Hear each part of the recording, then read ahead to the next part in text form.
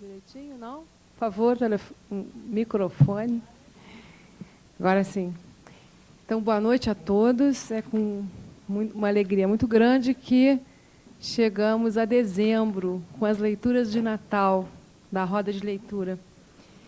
E uma alegria maior ainda por poder, nesse mês e nesse final de projeto em 2003, né, poder contar com o Frei Beto, que vem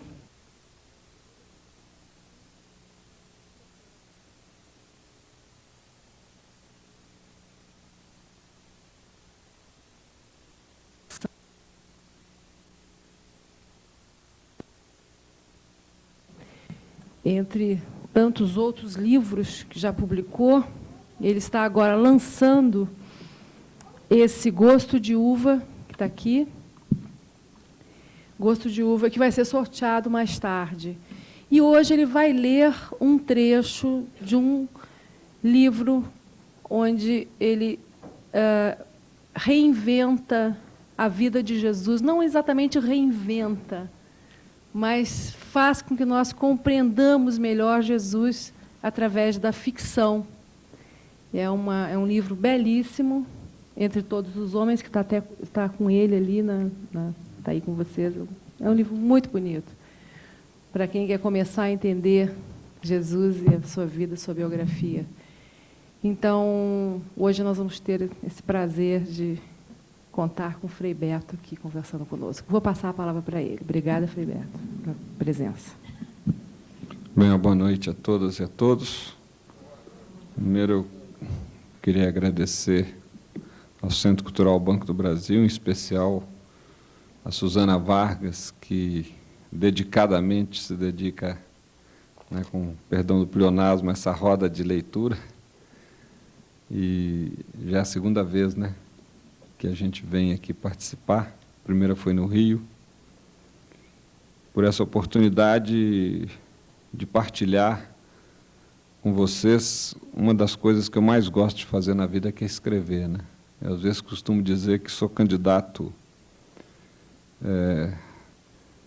perfeito à prisão perpétua, porque lá eu poderei fazer as duas coisas que eu mais gosto, orar e escrever, né? Não faria a menor falta.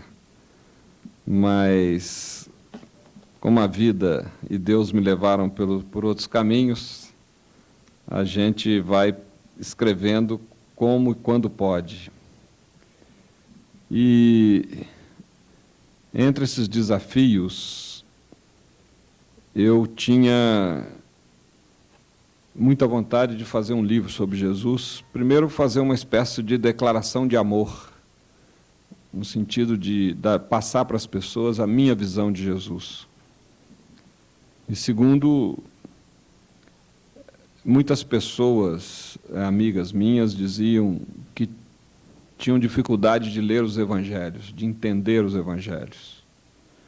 Isso é comum, porque a Bíblia é um livro que foi escrito há muitos séculos, e por melhor que sejam as traduções, a linguagem supõe algum conhecimento do contexto para entender melhor o texto. E decidi enfrentar esse desafio, como contextualizar o texto dos 4 evangelhos, de tal maneira que um leitor possa, né, ler os 4 evangelhos num livro em forma de romance, entendê-los sem precisar ter feito previamente nenhum estudo bíblico. Esse era o meu desafio, para responder à expectativa desses amigos que jamais vão, por razões de tempo até, fazer um curso bíblico, mas como ler aquilo já entendendo o contexto. Eu trabalhei 6 anos para fazer esse livro. E, uma coincidência, eu o reescrevi 6 vezes também. Quer dizer, assim, 6 vezes eu comecei de novo a reescrevê-lo durante esses 6 anos. E então eu li toda a bibliografia, os estudos que existem tanto referentes à Bíblia, aos Evangelhos, os estudos mais autorizados e atualizados, e também referentes à Palestina do século I. Sem nenhuma pretensão, qualquer um de nós aqui pode conhecer melhor a Palestina do século I do que aqueles que viveram lá, de tal maneira que ela está esmiuçadamente pesquisada. Quer dizer, existe bibliografia sobre tudo.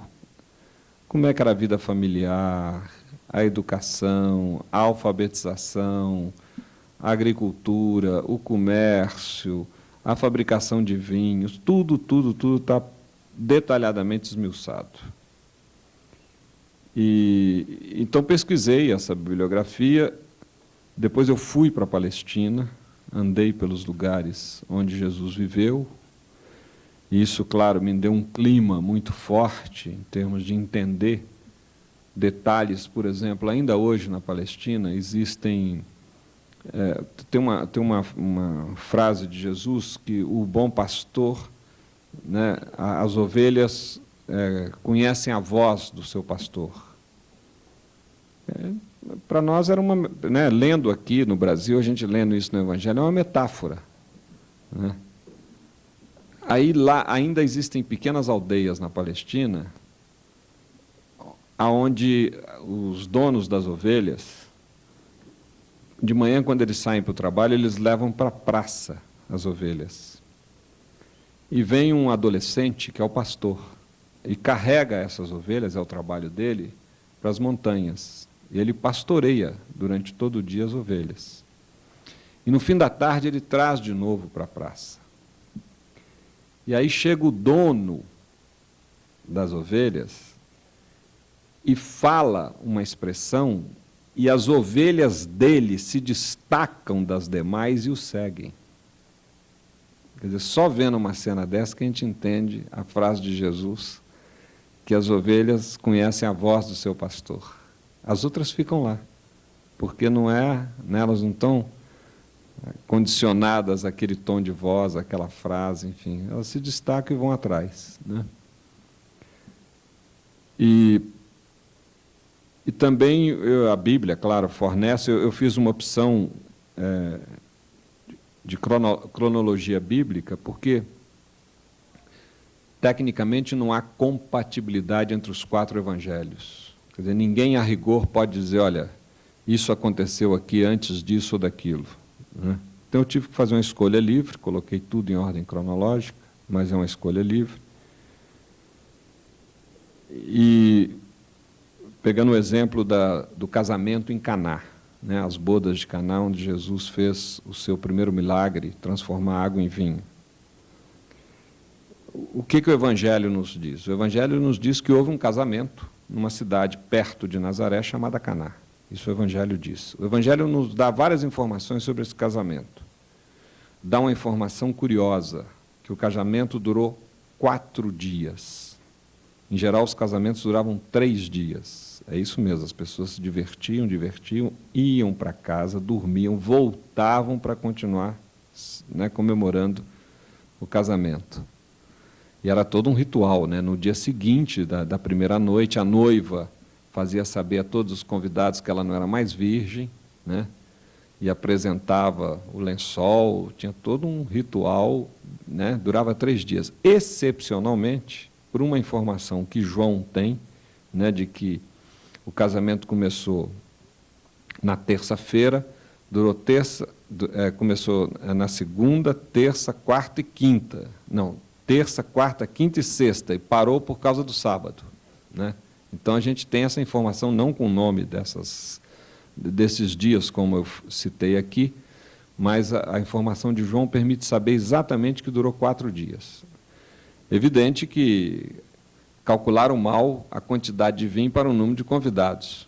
Quer dizer, qualquer festa que dure muito é normal que tem uma hora que alguma coisa acaba. Isso tudo o Evangelho de João fornece. A bibliografia me diz exatamente o que se comia, como era o ritual, isso a Bíblia não dá. Como eram as orações, como o rabino, né, o que o rabino dizia, como é que os pais preparavam o noivo e a noiva, como é que o noivo buscava a noiva para ir para o salão lá onde acontecia o casamento. Tudo isso a bibliografia nos fornece e o Evangelho não nos fornece. E um dos dados que a bibliografia nos fornece, a pesquisa da época, é que se dançava na festa de casamento. Ora, ninguém me diz, e jamais nós vamos saber, se Jesus dançou ou não.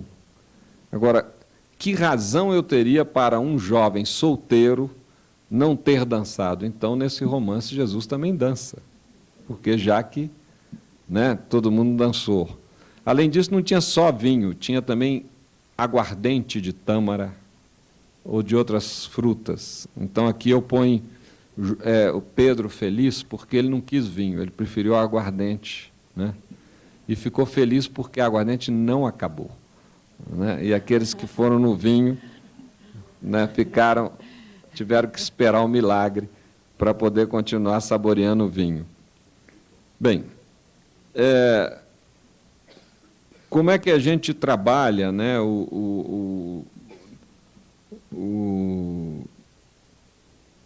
os verbos aqui estão no tempo presente. Quer dizer, eu quis convidar o leitor, eu não queria que o leitor lesse alguma coisa que aconteceu no passado. Eu quis convidar o leitor a mergulhar na vida de Jesus aqui e agora. Então, essa foi uma escolha deliberada de como eu teci o texto, né? Texto e tecido têm a mesma etimologia. E muitos nomes eu inventei, né? Muitos nomes eu captei da literatura da época, né?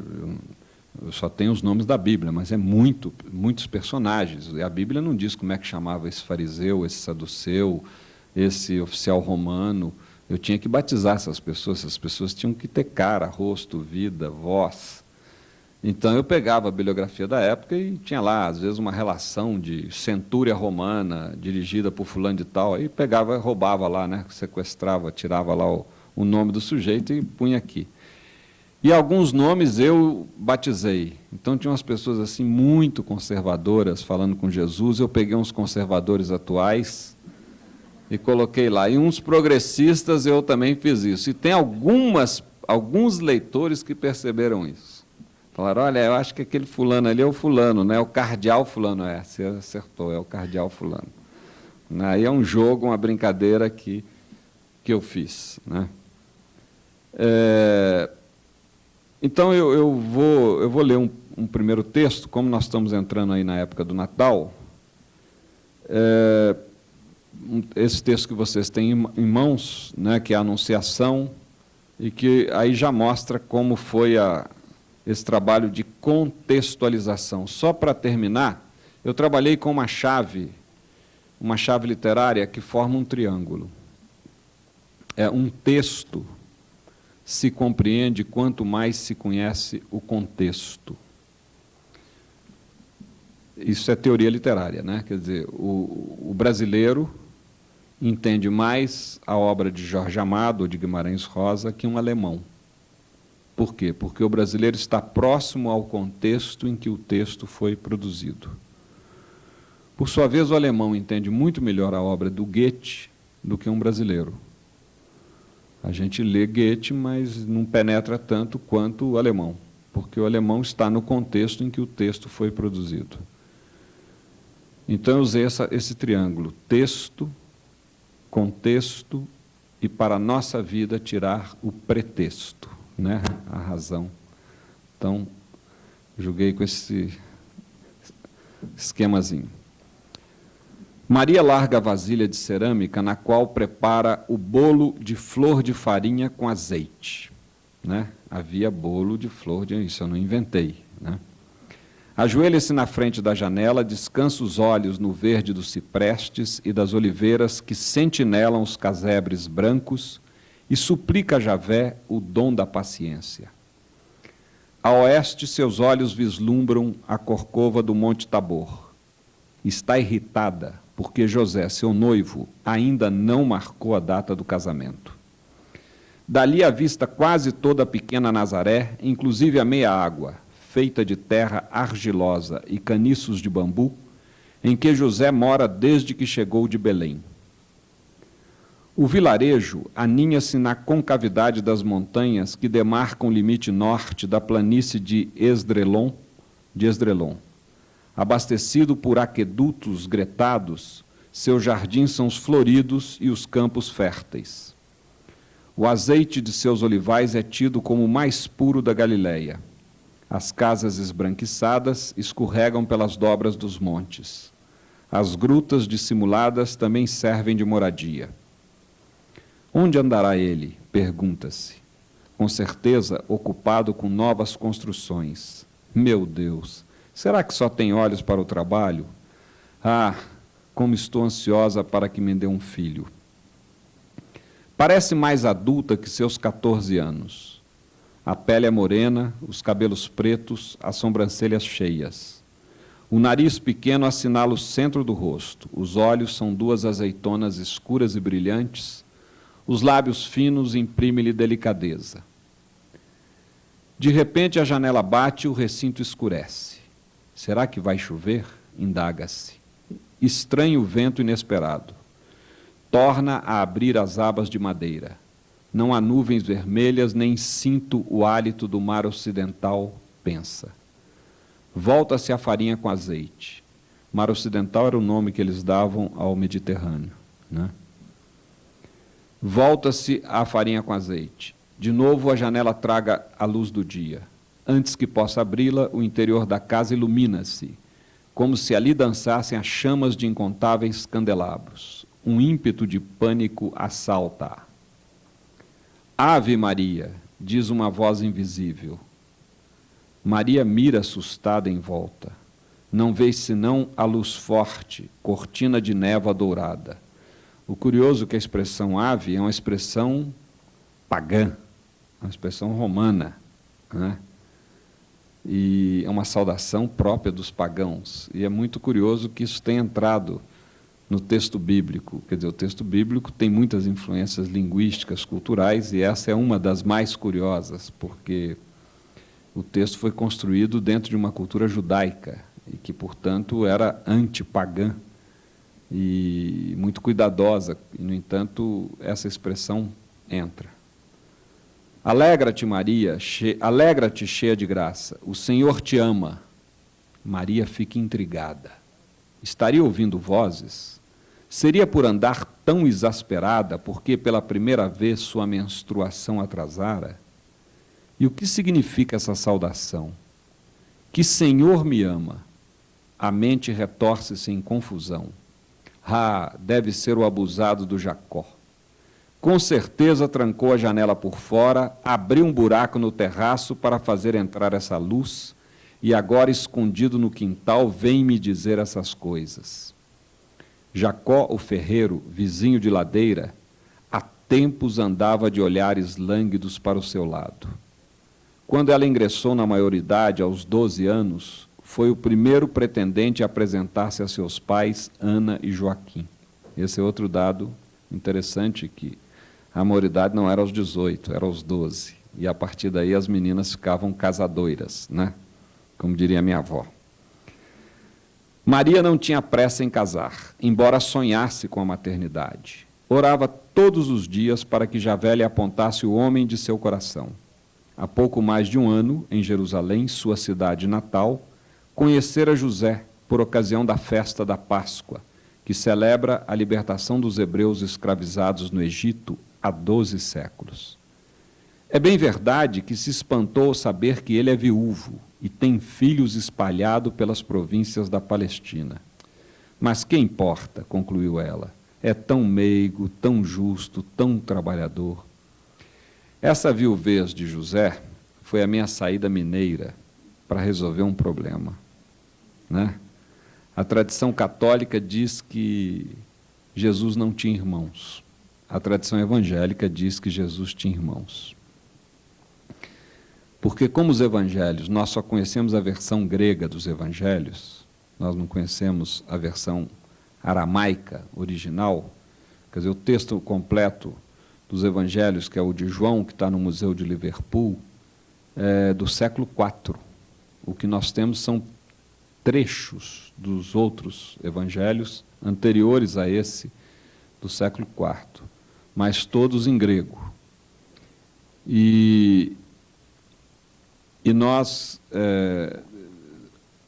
em grego, no grego antigo, arcaico, né, a expressão irmãos é a mesma expressão para primos irmãos. Então, em português, irmão é irmão, primo irmão é outra coisa. Ali não. Então, isso é uma querela que não vai terminar tão cedo, né? Até porque a tradição evangélica não vê razão em defender a virgindade de Maria. Aí eu, mineiramente, resolvi o problema pela viuvez de José, né? Porque aí, de fato, Jesus tinha irmãos, mas só por parte de pai, né? Não temas, Maria, retorna a voz. Sou Gabriel, o anjo. Encontraste graça junto de Deus. Sim, o tom nada tem daquele cicio impudente do Jacó. Maria experimenta uma paz como nunca sentira antes. A resplandecência do interior da casa reflete-se em seu coração. Se és um anjo, pergunta, por que me saudaste, Ave Maria, como fazem os romanos? Minha saudação, diz Gabriel, não é a expressão latina. Ave é Eva ao contrário. Isso aqui é invenção minha, viu? Pois em ti completa-se o perfil da face feminina de Deus, iniciado naquela que, unida a Adão, trouxe vida humana ao mundo. Quer dizer, se o livro for traduzido em inglês, então não sei como é que o tradutor vai resolver essa frase aqui, mas enfim.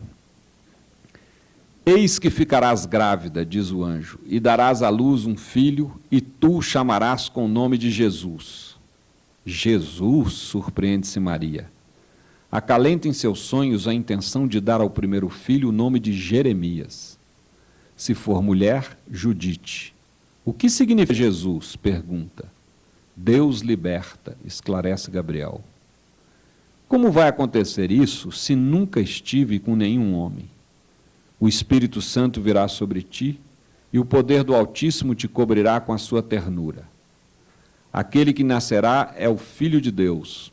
Também Isabel, tua parenta, está para dar à luz um filho, malgrado sua velhice. Isabel, surpreende-se. Encabulada, leva a mão à boca, censurando-se. Tem a impressão de que o anjo ri de sua exclamação. Este é o 6º mês, diz a voz, para aquela que chamavam de estéril.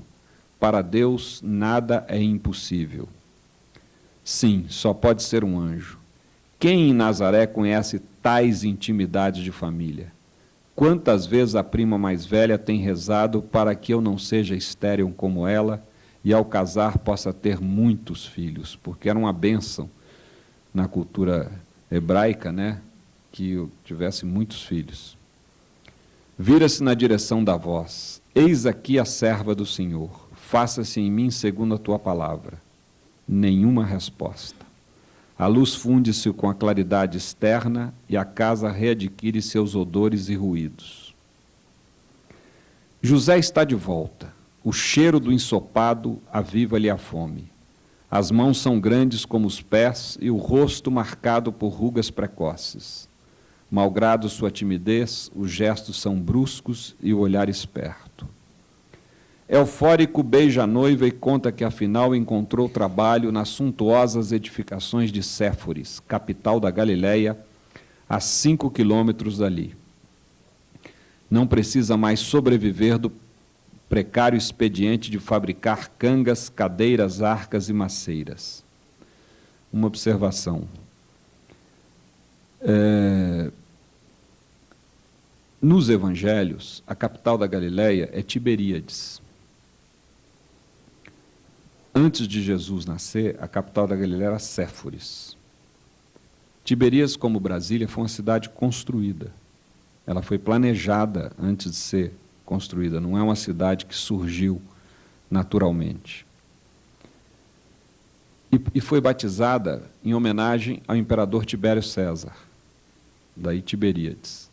Quando a gente faz o mapa das viagens de Jesus, né, dos itinerários de Jesus, o Tiberíades fica à beira do lago da Galileia. Há uma coisa muito curiosa. Jesus passa várias vezes em volta de Tiberíades e nenhuma vez ele entra lá. Nenhuma vez. E é muito estranho isso, quer dizer, por que ele entra em quase todas as cidades, principalmente nas mais importantes, como Cafarnaum, né, que estão do lado do lago, na beira do lago, e não entra na principal cidade?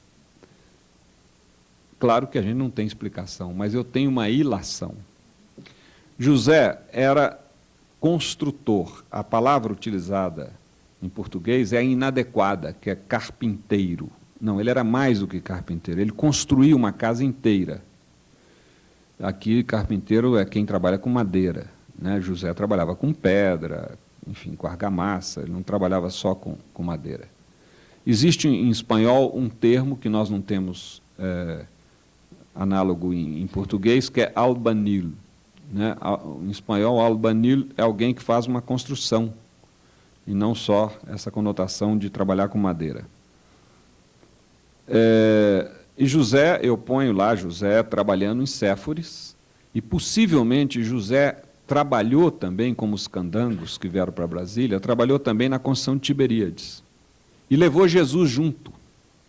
Jesus, quando adolescente, possivelmente foi operário da construção civil. Porque Jesus cita muitos exemplos de construção nas suas palavras. Né? A casa que tem que ser feita sobre um fundamento, não pode ser construída sobre a areia, tem que ser sobre a rocha. Quer dizer, ele expressa um conhecimento de construção. De um lado, porque era filho de um construtor, mas seguramente ele deve ter trabalhado na construção de Tiberíades. Como Tiberíades era uma cidade muito suntuosa, ele deve ter adquirido muita raiva daquilo. É a única explicação que eu encontro dele não ter. Tipo assim, olha, aqui eu não piso. Isso aqui não tem nada a ver comigo, isso aqui é a opulência total, a pujança, enfim. É a única explicação que eu tenho pelo fato dele não entrar em Tiberíades. Eufórico beija a noiva que conta afinal, encontrou trabalho nas suntuosas edificações de Séforis, capital da Galileia, a 5 quilômetros dali. Não precisa mais sobreviver do precário expediente de fabricar cangas, cadeiras, arcos e maceiras. Logo que eu conseguir juntar algum dinheiro, marcaremos o casamento, diz com as mãos dela entre as suas. Então poderei dar-te o filho com o qual tanto sonhamos. Maria gosta do cheiro dele, misto de perfume de árvores, mas não tão doce como o sândalo, nem acre como o pinheiro. É um aroma másculo de nogueira e álamo. Sente-se protegida ao lado de um homem viajado e experiente. Admira-o pela simplicidade belemita. Belemita figura entre os descendentes de Davi e, no entanto, não se orgulha disso. O que há, minha querida? Algo te preocupa? Indaga a ele ao vê-la de olhos baixos. Não te alegras com as boas novas que trago? Não é isso, José. É que me aconteceu algo estranho. Seus olhos se encontram. O que foi? Conta-me. Enlaça os ombros dela com o braço. A noiva fala do vento na janela, do clarão, da menstruação, da mensagem do anjo, das revelações sobre Isabel. José retira o braço. Afasta-se com um semblante transtornado. Anda de um lado ao outro, para a janela e projeta no céu o olhar cego de mágoa. Tudo soa-lhe deveras esquisito. Vira-se para o interior da casa. Então ele disse que vais engravidar pelo espírito de Javé? Ora, minha querida, és tão jovem, tão tola. Acho que as saudades perturbaram-te a mente. Deus não produz ferro em árvores, nem nos permite extrair madeira de pedras. Tens de procurar hoje mesmo o médico. O problema da sua menstruação revira-te os miolos. O ensopado esfria sobre a mesa. Durante 2 dias, com a cabeça atordoada, José tranca-se em sua meia água. traz o coração atolado em dúvidas. Desconfia de Maria, de Jacó, de todos os homens de Nazaré. Anjos, indaga a si mesmo. Nessa aldeia perdida da Galileia, nem em Jerusalém são vistos com frequência, ainda assim só pelos grandes sacerdotes quando fechados nos recantos sagrados. Porque a Bíblia, Lucas nos conta que José entrou numa crise, né? José ficou muito perturbado porque o adultério, e isso era considerado um pecado de adultério, era punido com apedrejamento, com pena de morte, né? E bastava a palavra do homem, a mulher não tinha direito à defesa. Tanto que aparece aquela cena também da prostituta, né, de jogar em pedra na mulher adúltera que Jesus perdoa. O que disse o médico? Ele está tão abatido quanto ela. Há entre os dois um obstáculo invisível que nem ele nem ela sabe explicar. Estão em margens opostas de um rio cuja ponte quebrou-se. As palavras se perdem ao ruído das águas e os gestos distantes são artificiais. Estou grávida, fala de cabeça baixa. Grávida? José agarra pelos braços e faz com que ela o olhe. Arranjaste outro homem? Maria abraça-o, tomada por soluços. Juro, José, és o único homem da minha vida. Deus é testemunha de quanto te quero. A palavra é tragada pelo choro que fora faz calar plantas, animais e ventos. Afasta-a nervoso. Não é homem de muitas palavras, nem sabe expressar sentimentos.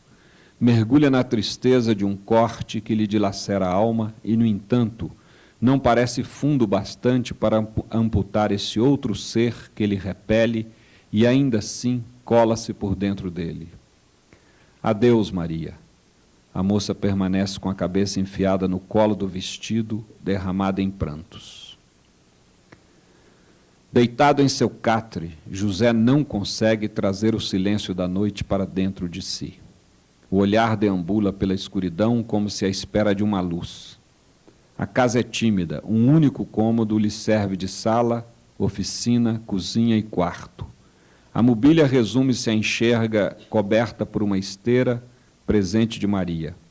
O fogão caolho de cerâmica, a mesa de trabalho, a caixa na qual guarda cinzéis, brocas, machadinhas, serras e martelos. Num saco, traz dobradas as roupas. Por que fui escolher uma noiva tão jovem? Por que Javé levou a mãe de meus filhos e agora o destino me arrebata Maria?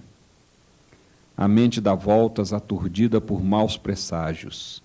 Sabe que pela lei de Moisés tem o direito de formalizar, junto aos escribas da sinagoga local, denúncia pública contra Maria por crime de adultério. Todo judeu que preza a sua honra de macho aprende isso muito cedo. E para tal desonra a lei é implacável, sentença de morte por apedrejamento. Não posso admitir que o preço de minha honra seja o sangue de Maria, pensa. Ainda gosto dela, mas jamais suportarei os olhares da gente dessa cidade para os cornos em minha cabeça. Ela que se case com quem engravidou. Ranjo, pois bem. Acende a lamparina, levanta-se, recolhe as ferramentas e o saco de roupa, disposto a abandonar Nazaré antes que o dia clareie. Quer evitar comentários desairosos. Seu cansaço é de quem acaba de carregar toras de madeira. O corpo dói e a cabeça lateja como se fosse explodir nas têmporas. Ainda não deve ser meia-noite, calcula. Decide cochilar pelo menos 1 hora antes de valer-se do breu da madrugada para deixar o vilarejo. Caminhar até a Judéia, onde vivem alguns de seus filhos, e penoso para quem já não tem o mesmo vigor dos anos de juventude. Recosta-se sobre o saco de viagem e, aliviado pela decisão tomada, adormece. Sonha com uma floresta. Vê a si mesmo abrigado entre árvores muito altas. Não há veredas, e cada tronco se parece a uma sentinela em torno do prisioneiro. Só os olhos encontram refrigério na luz que desce sobre as copas. Súbito, um ser luminoso vem em sua direção. A resplandecência do corpo clareia toda a floresta. Agora José reconhece as veredas. Filho de Davi, diz o anjo, não temas receber Maria como tua mulher. O que nela foi gerado vem do Espírito Santo. Ela dará à luz um filho e tu o chamarás Jesus. O resto da história a gente conhece pela Bíblia e vai comemorar daqui a pouco. José se mandou com ela de Nazaré, né? E foi para Belém, a terra dos parentes dele, a terra dele, em busca de abrigo para escapar dos comentários maldosos que certamente a gravidez de Maria suscitaria, né? Como eles não casaram e ela ficou grávida? Como é que é isso? Né? Ele que anda trabalhando lá em Séforis e ela vivendo aqui. Mas, possivelmente, isso tudo é ilação, né? Os comentários chegaram também a Belém antes deles. E por isso os parentes de José não quiseram recebê-los. E como um casal de sem terra, eles tiveram que ocupar um pasto, né? E ali mesmo, num coxo, Jesus veio a este mundo. E depois ainda tiveram que fugir, porque Herodes, temendo, ouviu falar que tinha nascido um rei, né? Temendo a concorrência, mandou matar todas as crianças com menos de 2 anos de idade. Enfim. Aí tem muitas histórias, não sei, Suzana, a gente abre o debate agora, né? As perguntas. Então já temos as moças, os microfones aí à disposição de vocês. Frei Beto, esse trecho, né, é aquele, quando fizemos a seleção, né, é aquele trecho que parece que mais aproxima Jesus de nós, né, do homem, né, essa coisa do ciúme, a desconfiança, essa que deixa ele muito em contato, né, conosco, né. Foi escolhido, me parece, muito por isso, né, quer dizer, entre todos os homens, ele foi um, né.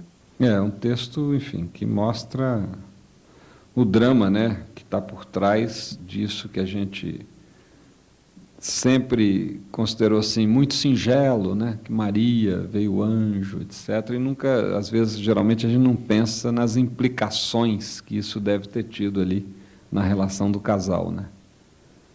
E pelo menos a seguir a versão católica que eu evidentemente sigo, abraço. Mas, então, daí todo o drama que estava envolto nessa boa notícia do nascimento de Jesus. Então, um pouco foi... Mas aqui tem outros trechos também, porque eu usei como epígrafe desse livro, Jesus, né, era totalmente homem e totalmente Deus, mas geralmente a tradição enfatiza mais o Deus do que o homem. E isso é um erro porque a gente perde a dimensão que está mais próxima de nós, que é humana. Então, uso como epígrafe do livro uma frase do Leonardo Boff. Humano, assim como ele foi, só podia ser Deus mesmo. Ou seja, a divindade de Jesus não está na negação da humanidade, está na plenitude da humanidade. Em outras palavras, quanto mais humano nós somos, mais nos aproximamos do divino, né? E aí tem muitos textos que eu trabalhei um pouco nessa dimensão. Já temos umas perguntas aí, Feber. Suzana, permita-me, vou dirigir a você, depois ao Frei Beto. Suzana, esse 2003, eu tive a sorte de participar da maioria das nossas rodas literárias. Aqui vieram personalidades do mundo literário, escritores, autores, jornalistas, pessoas que, humildemente, simplesmente sentaram à nossa frente, falaram dos seus trabalhos, falaram de trabalho dos outros, falaram do mundo, falaram das suas vidas, de vidas dos outros, e depois se colocaram à inteira disposição do auditório para responder as perguntas que, democraticamente, você armou para que todos que quisessem, pudessem fazer as perguntas, independente do nível delas. E tantas perguntas foram feitas, eu mesmo fiz várias perguntas aqui, e tive o prazer de ser esclarecido em muitas questões. Isso deixou a gente um gostinho saboroso, um amor pelas rodas de leitura.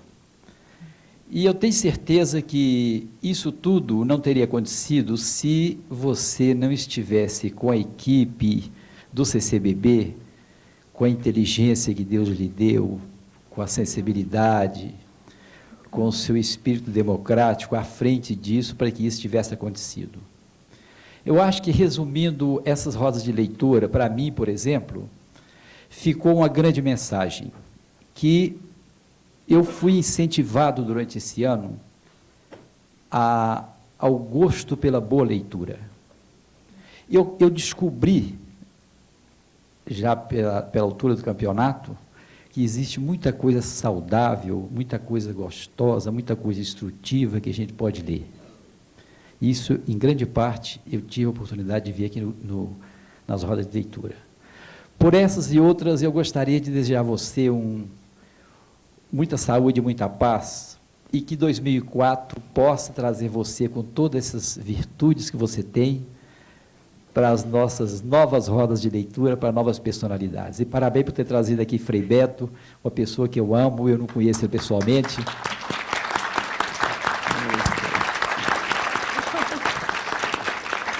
Merece, Suzana. O senhor expressou tudo isso que nós sentimos. Parabéns também. Muito obrigado.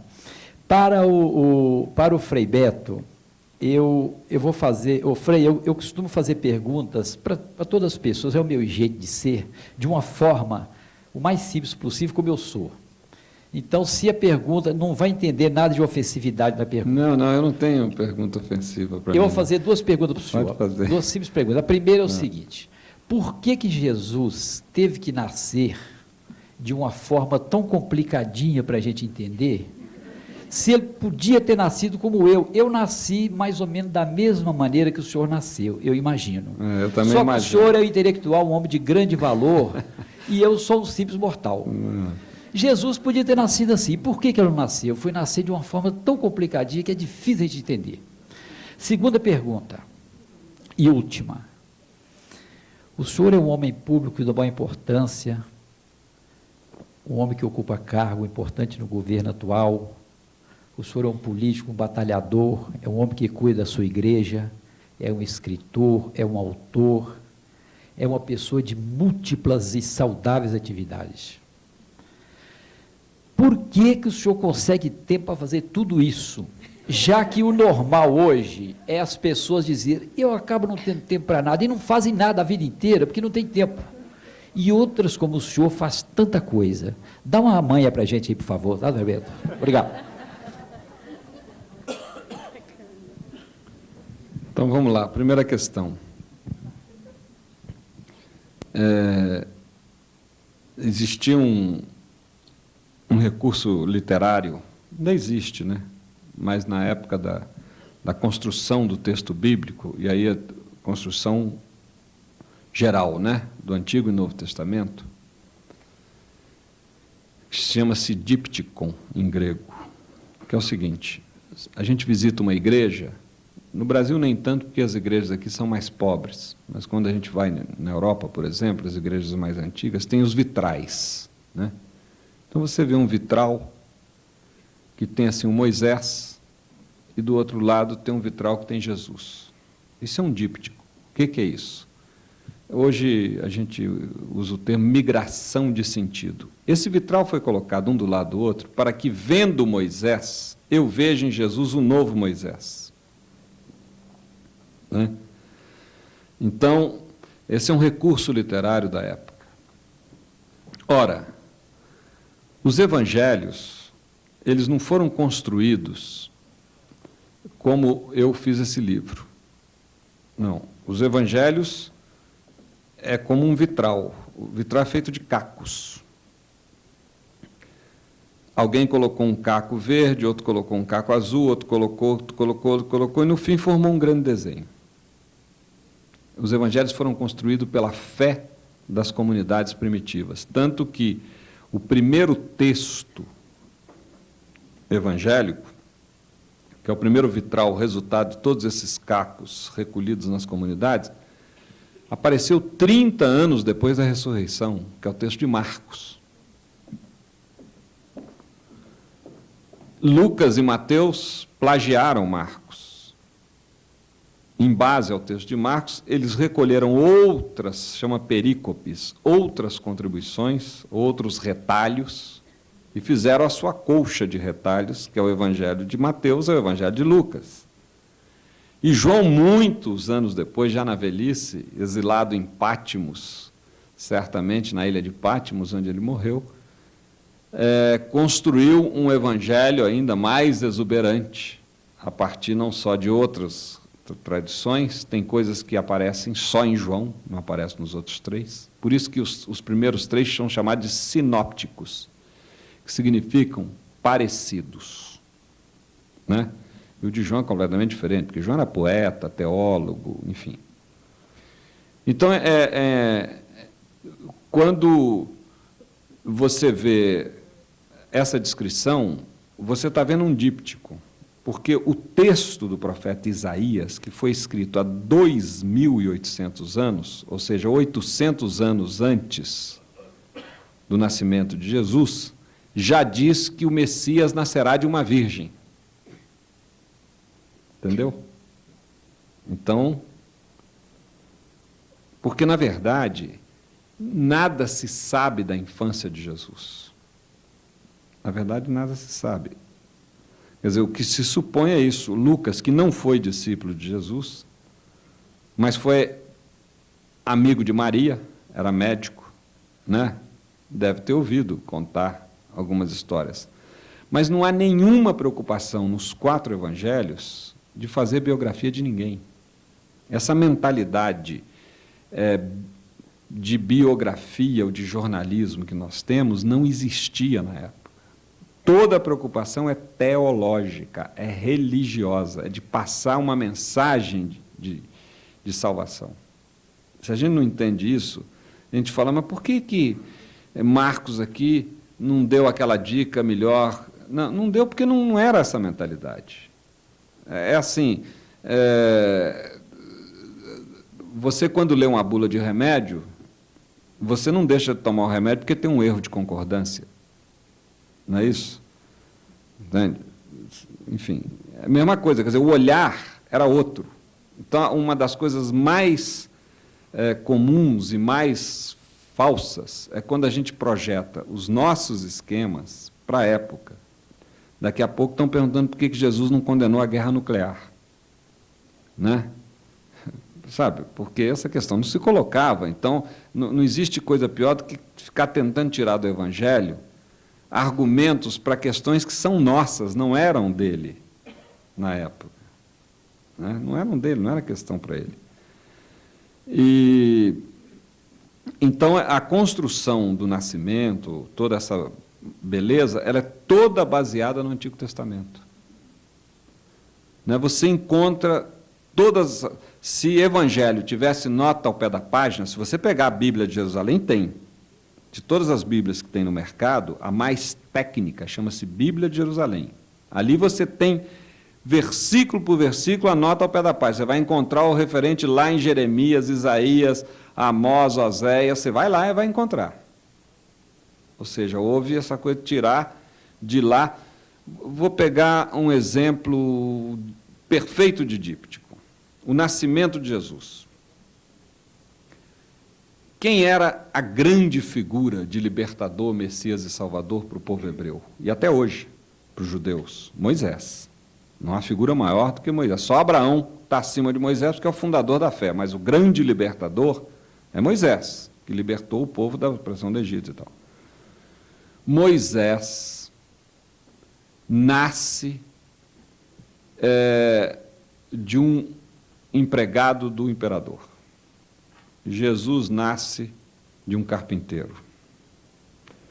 Moisés tomado como filho pela filha do imperador, né, e criado na corte. Jesus, embora tenha nascido de um carpinteiro com uma camponesa, né, é da corte divina. Moisés, quando nasceu, o anjo exterminador passou exterminando os primogênitos de todas as famílias. Jesus, quando nasceu, o Herodes, que era o faraó da época, mandou matar todas as crianças. Moisés se escondeu anos até começar a sua luta política. Jesus foge para o Egito com seus pais para depois voltar para ser o Messias. Percebeu? Paralelo? Né? Então é isso. Moisés veio do Egito, quer dizer, o povo, né, veio do Egito para a Palestina. Jesus faz o caminho contrário. E depois volta, fecha o ciclo. Então isso é um perfeito exemplo de díptico. Agora, quero dizer isso são coisas teológicas, técnicas. Isso não interessa muito a nossa fé, né? A fé se constrói de uma experiência subjetiva que não cabe na razão. Então, por isso que a gente tem que tomar muito cuidado para não racionalizar a experiência da fé. Que é a mesma coisa que você racionalizar a sua experiência conjugal, né?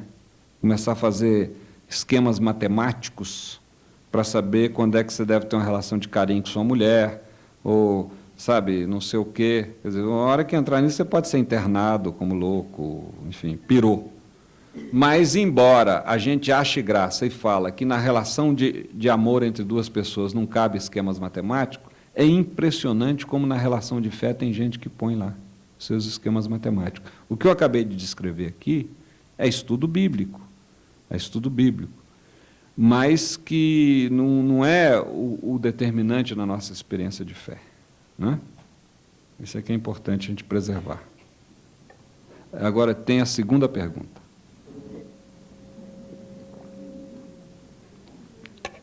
Eu chamo os livros de meus filhos. Acabo de gerar o 49º, que é o Gosto de Uva. Eu sou um escritor compulsivo.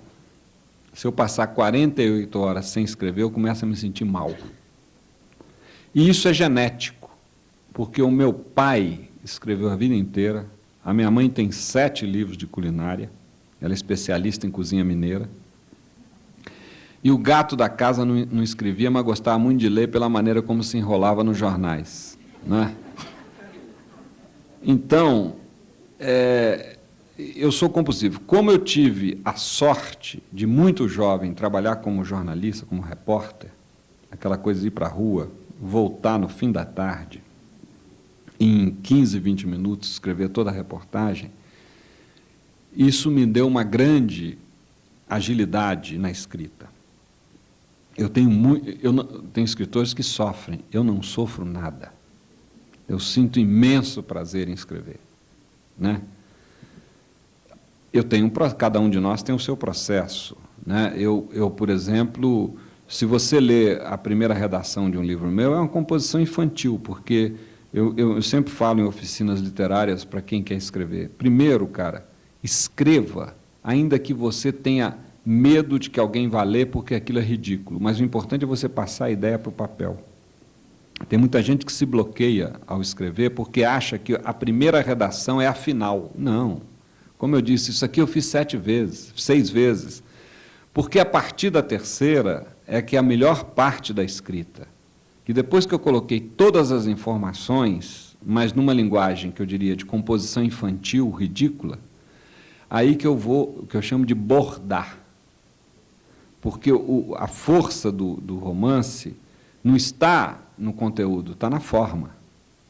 Infelizmente, hoje, a forma está predominando sobre o conteúdo. Tem muito romance aí de sucesso, que só tem forma, você lê e não sabe o que o cara quis dizer, ou se ele quis dizer. Eu não acho que todo romance tem que ter mensagem, não, mas tem que ter algum conteúdo, alguma, sabe? Mas hoje a moda está na forma, né? Houve uma época que era só... Eu acho que a gente tem que ter o equilíbrio das duas coisas. Então, o que eu mais gosto é de imprimir ao texto um sabor estético, que é o que define o romance. O romance não tem que ser de esquerda nem de direita, avançado nem atrasado, tem que ser belo. A obra de arte, né, se faz pelo fato de ser bela, ou não é uma obra de arte. Então, a melhor coisa do texto é depois trabalhar essa dimensão. Então, eu sei, como eu sou compulsivo, eu me roubo muito tempo para escrever. Né? Eu escrevo muito fim de semana, quando eu não estou no trabalho, mas também, cara, eu adoro uma sala de espera.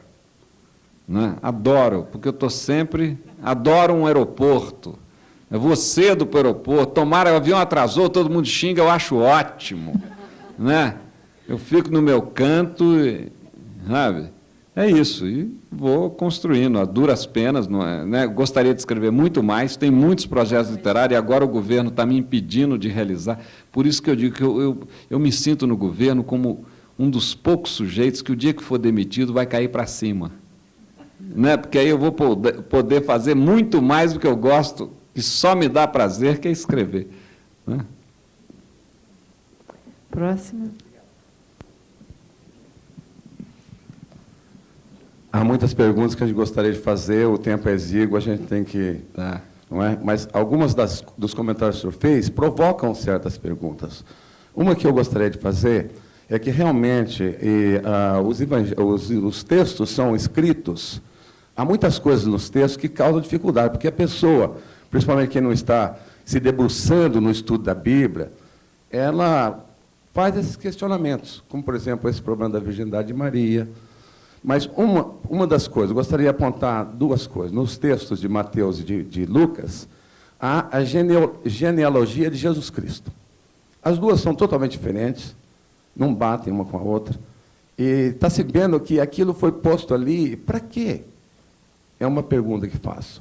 Outra coisa, o recenseamento que teria levado José e Maria para Belém, se foi realmente decretado, se houve tal recenseamento, de maneira nenhuma seria daquele jeito.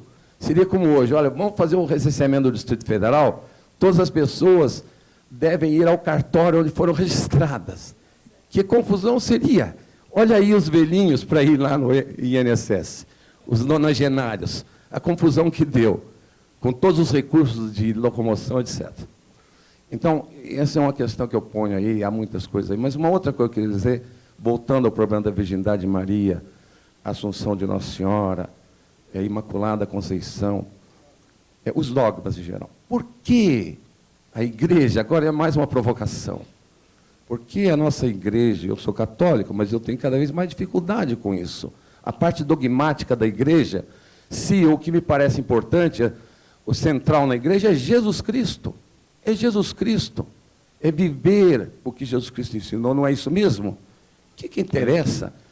E eu já tenho idade suficiente para dizer que eu já era muito consciente na década de 40, há mais de 50 anos, eu tenho 70 anos.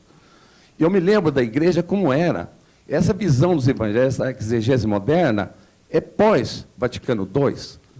Até 1960, ou mais até, era uma coisa totalmente diferente. Muita gente aqui nessa sala não se lembra disso, porque não viveu esses dias. Mas, enfim, as homilias, enfim, eram os sermões que eram chamados, totalmente diferente. Então, parece que a igreja parou com o Vaticano II, não avança. A igreja não aceita, veja, por exemplo, a parte científica não é muito levada em conta. Eu acho que já levantei muitas questões, o senhor pode fazer os comentários que puder. Obrigado. Tá bom. Bem, tem muita coisa, tem muitos detalhes que é próprio da redação da época. Por exemplo, o senhor pergunta por que as genealogias? Porque havia, assim, você chega, né, num lugar em companhia, vamos supor assim, do filho do rei da Espanha. Vamos supor que o filho do rei da Espanha viesse a passar férias aqui em Brasília e fosse seu hóspede. Né? Aí você leva numa roda de amigos, os amigos vão olhar que ele é um rapaz espanhol, enfim, como outro qualquer. Aí, de repente, você diz, olha, esse rapaz aqui é filho do rei da Espanha. Muda toda a visão do rapaz. Porque, nesse momento, o que o senhor fez? Uma migração de sentido. Pegou toda a simbologia que está em volta na ideia de que alguém é rei de um país e projetou sobre o rapaz. E aí o jantar onde você levou esse seu hóspede, o olhar das pessoas por ele já mudou tudo, né? Então é o filho do rei da Espanha, muda tudo. Então, para provar que Jesus tinha valor, foi preciso recorrer a esse recurso literário, que é muito comum no Antigo Testamento, que é o das genealogias. Aliás, tem páginas e páginas de genealogia no Antigo Testamento, que se a gente desse uma limpada, a Bíblia ia ficar mais magrinha, né? Porque tem lá quem gerou quem e tudo direitinho. E isso está muito forte na tradição judaica ainda hoje, né? Por isso que os judeus raramente se casam fora da sua tradição, porque é uma coisa de linhagem, né? Ter certeza que esse é do povo judeu. O que é curioso nas duas genealogias é que a de Lucas vai lá em Adão e a de Mateus começa em Abraão. Quer dizer, Lucas é mais universal do que Mateus. Lucas quer mostrar que Jesus é a principal figura da tradição judaica.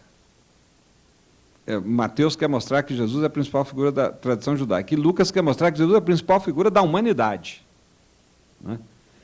Agora, todos os dois colocam 3 mulheres de péssima fama e qualidade nas suas genealogias. Isso é interessante também, quer dizer, mostrar como que a construção da linhagem de Jesus passa pela vida mais comum de pessoas que ninguém gostaria de ter na família, né? Então, interessante como se dá esse processo. No caso do recenseamento, o senhor falou bem, tem razão, há coisas que não batem, e hoje a gente sabe, cientificamente, que houve o recenseamento, mas não naquela época. Então, foi um recurso que o evangelista utilizou para justificar a saída de Belém. Na verdade, segundo alguns estudiosos da Bíblia, Jesus nasceu em Nazaré. Mas como Isaías falou que o Messias nasceria em Belém, teve que se dar um jeito para ele nascer lá. E aí buscou-se um recurso que historicamente não bate, né? Porque Jesus o tempo todo não é chamado de belemita, é chamado de nazareno. E o Evangelho mesmo, que diz que ele nasceu em Belém, depois vai dizer o seguinte: e ele voltou à sua terra em Belém e entrou na sinagoga e leu o texto de Isaías, né? E o povo da sua terra ainda que o expulsou de lá, porque achou que ele estava ficando muito pretensioso quando ele leu o texto de Isaías e falou: esse texto se aplica a mim. Então tem essas contradições aí, por quê? Porque aí você fala, não, mas o evangelista então mentiu. Não, é próprio do recurso da época. É como na Idade Média, as pessoas tinham muito mais visões de fenômenos extraordinários do que nós temos hoje, porque a mentalidade da época propiciava isso. Bem, o senhor que é mais velho do que eu, mas se lembra como eu lembro, de uma época aqui no Brasil, que todo mundo, e eu vi 2 vezes, via disco voador. Acontece que eu também entrei nessa, e não dá para dizer que eu não vi, porque eu vi. E mais, eu não vi sozinho, nenhuma das 2 vezes, eu vi em companhia de outras pessoas, então não dá nem para dizer, olha, alucinação total. A alucinação foi coletiva, porque outras pessoas viram ao meu lado. Então, hoje a gente sabe que, quando a gente respira um clima de cultura e tal, você enxerga coisas. O Leonardo Boff tem uma história que eu acho muito interessante. A mãe dele morreu analfabeta. Então, ele gravava textos dos escritos para a mãe escutar. E um dia, a mãe dele, conversando na varanda da casa lá no Paraná, ela morava num sítiozinho e tinha uma montanha. E ela, conversando na varanda com o Leonardo, falou assim: meu filho, você fala tanto de Deus nas coisas aí que você grava, escreve, e você já viu Deus? Falou, não, mãe, eu nunca vi Deus, né? Falou, pois é, como é que você fala de uma coisa que você nunca viu? Eu já vi. Ele levou um maior susto, né? Falou, como? Você já viu? Eu de vez em quando fico sentado aqui e ele de tarde passa lá no alto da montanha, às vezes ele vem em companhia do seu pai e passa lá, atravessa a montanha de um lado ao outro. Como é que você vai dizer para essa mulher que ela está mentindo, inventando? Né? Então é isso, o Evangelho tem muito disso, quer dizer, a força da experiência espiritual, a intensidade é muito, né? E leva a essas... quer dizer, como não havia preocupação científica, racional, é outro tipo de elaboração literária. E do ponto de vista da fé, é uma elaboração palavra de Deus, ou seja, uma elaboração que foi feita, inspirada por Deus, para alimentar a nossa fé e não a nossa informação. Então esse é o recurso. Agora, na questão dos dogmas, aí a gente vai entrar num terreno pantanoso, né? Esse é um terreno complicado. Porque, na verdade, o dogma é uma afirmação, é uma tentativa de congelar um enfoque determinado de fé numa determinada época. Né? Você congela, tchum. Só que as épocas evoluem. Então, por exemplo, a igreja pode decretar os dogmas, mas ela não pode impedir que os teólogos discutam os dogmas, porque o dogma tem que ser interpretado, tem que ser explicado teologicamente. Não adianta... E, por exemplo, um bispo brasileiro, ele fez uma interpretação, ele era um grande biblista, já morreu, Dom Valfredo Tepe, ele fez uma interpretação da virgindade de Maria muito interessante, e que nunca foi contestada pela igreja. Ele disse o seguinte: o erro do dogma, tal como nós estamos lendo, quer dizer, ele preservou o dogma, né? Mas falou, a nossa leitura que está equivocada, é que centra a virgindade na questão física, biológica da mulher Maria. E isso não tem a menor importância. O que tem importância é que ela era sem pecado, o coração dela era virgem. Sabe? Então ele tira do ímã e joga para o coração. Isso muda toda a leitura.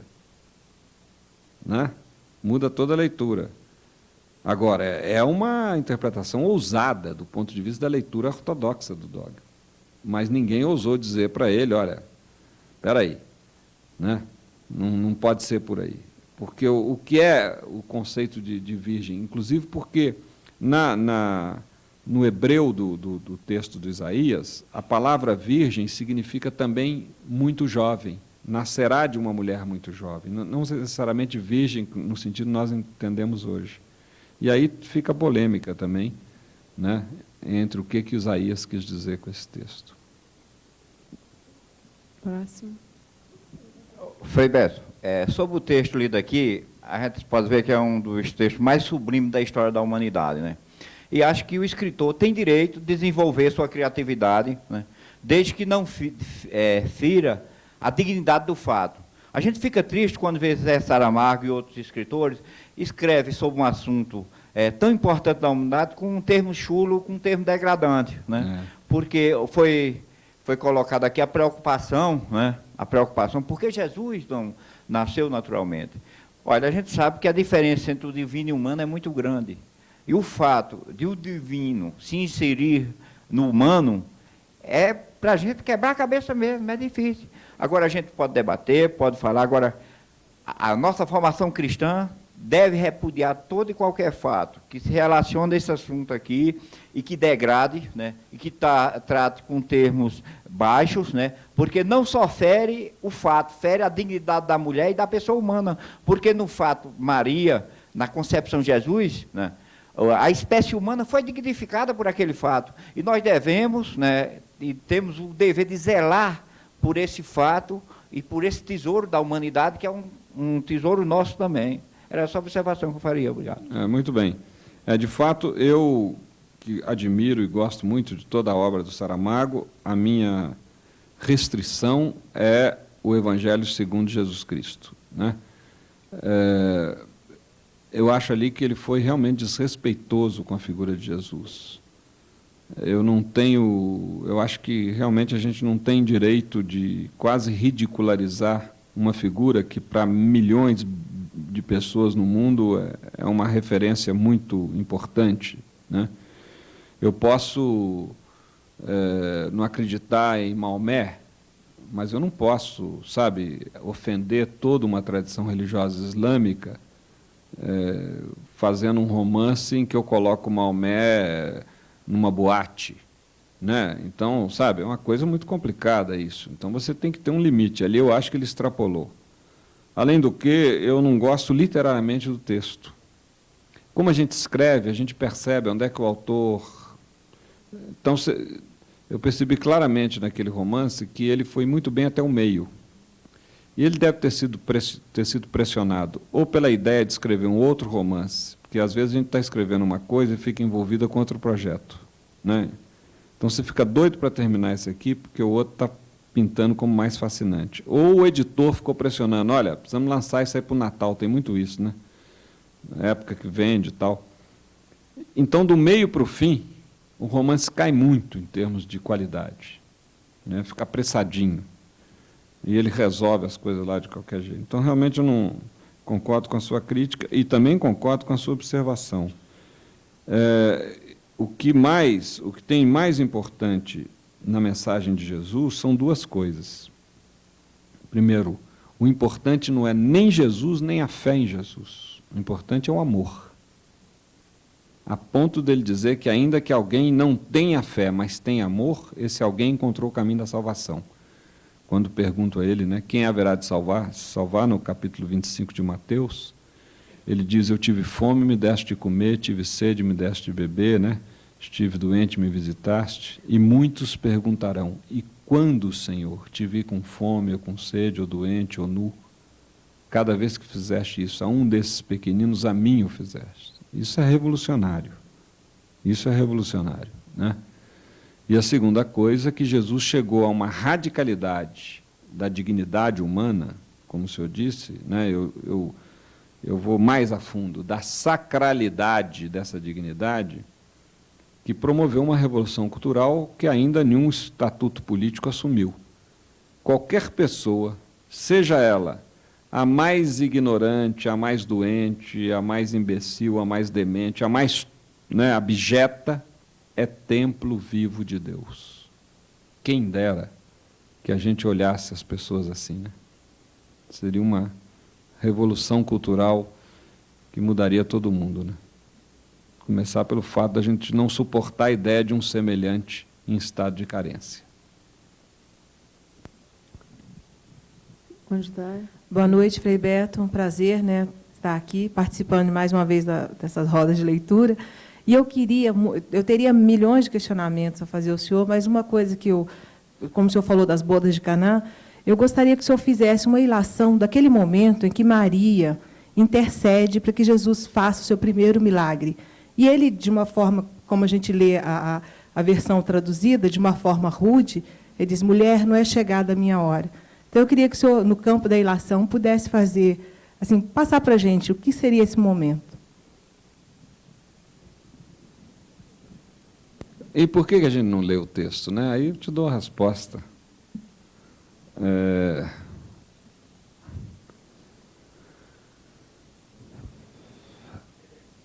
Na quinta, Maria, em companhia, estou falando, a festa durou, lembra que eu falei, hein? De terça a sexta. Página 105. Na quinta, Maria, em companhia de Tepedina e outras mulheres afoitas, limpa, decora o pátio, ajuda a dona da casa.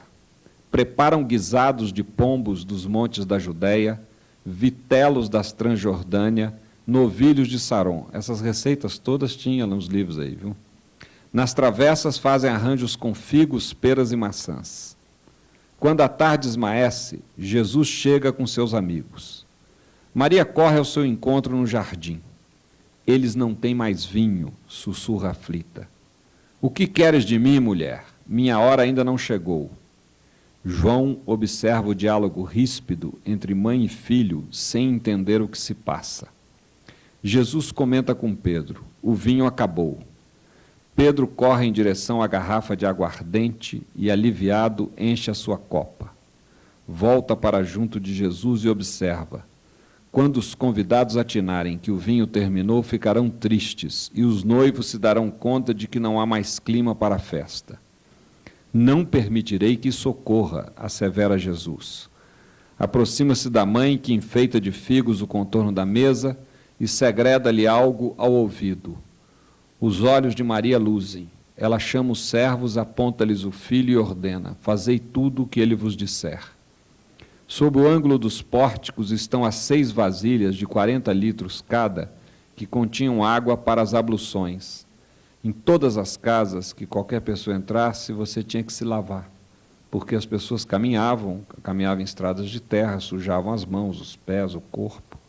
Então, em toda porta, em toda entrada de uma casa, tinha água para a limpeza, não uma limpeza superficial, mas uma limpeza suficiente para você não sujar a casa de poeira.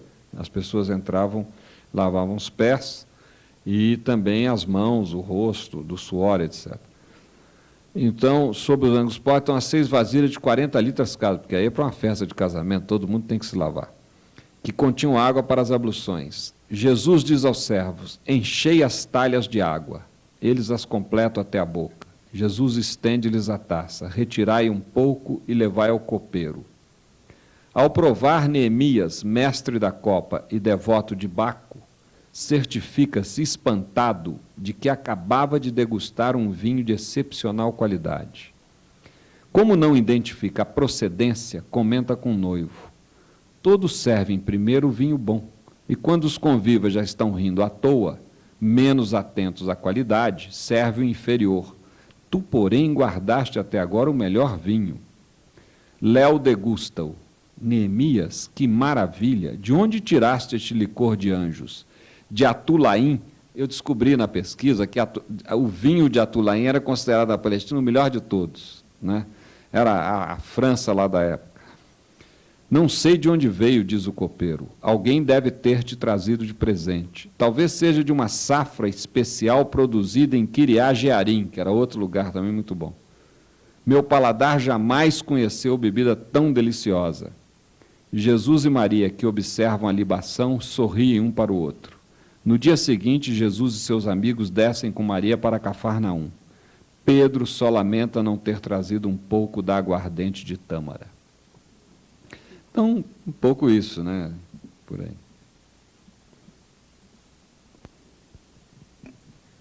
Boa noite, Boa Filiberto.